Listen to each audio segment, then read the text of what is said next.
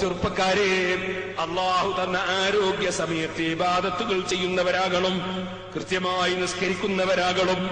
ചെറുപ്പക്കാരായ യുവാക്കൾ സുന്നത്ത് നിസ്കരിക്കണം.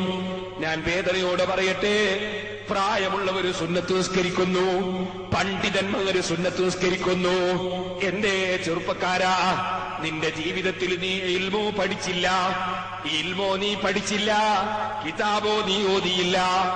എന്നാൽ ആ പണ്ഡിതന്മാര് ഇൽമുള്ളതോടുകൂടെ തന്നെ ധാരാളം സുന്നത്ത് നിസ്കരിക്കുമ്പോ എനിക്കോ ഇൽമില്ലാതെയായിപ്പോയി, എന്റെ പ്രവൃത്തിയും കുറഞ്ഞാൽ ഞാൻ എന്റെ രാജാവിന്റെ സമീപത്ത് എങ്ങനെ എത്തും? അതുകൊണ്ട് സുന്നത്ത് നിസ്കാരം പണ്ഡിതന്മാരെക്കാൾ കൂടുതൽ ഞാൻ നിസ്കരിക്കുമെന്ന വാശി വിവരമില്ലാത്തവർക്കല്ലേ ഉണ്ടാകേണ്ടത്? പണ്ഡിതന്മാര് ചെയ്യേണ്ടതില്ലെന്നല്ല ഞാൻ പറഞ്ഞത്, പണ്ഡിതന്മാരെന്തായാലും അത് ചെയ്യേണ്ടത് തന്നെ. ഓ ചെറുപ്പക്കാരെ, സുന്നത്ത് നിസ്കാരം മലക്കുകൾക്കുള്ളതാണോ? നമ്മൾ ചെയ്യേണ്ടതല്ലേ? എന്തുകൊണ്ട് ദുഹറിന്റെ മുമ്പ് ഒരു 2 റക്അത്തെങ്കിലും സുന്നത്ത് നിസ്കരിച്ചുകൂടാ? എന്തുകൊണ്ട് ദുഹറിന്റെ മുമ്പ് ഒരു 4 നിസ്കരിച്ചുകൂടാ?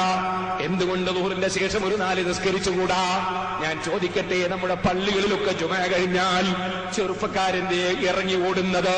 വല്ലാത്ത തിരക്ക് തന്നെ, നിന്റെ തിരക്ക്. അതാ പ്രായം ചെന്നവരിന്ന് ആമീൻ പറയുന്നു, നമ്മളെ പണ്ഡിതന്മാരിൽ ആമീൻ പറയുന്നു.